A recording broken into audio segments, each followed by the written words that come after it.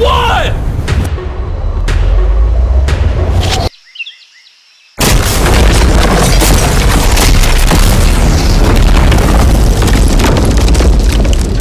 It just jumped! The car actually survived the blast with only a few minor scrapes. It put a dent in the window. Wait, hold up. Where are the Feastables? Chandler, get out the way. Chandler, the Feastables survived! If you're looking for a car that can take a bomb, I officially recommend this one.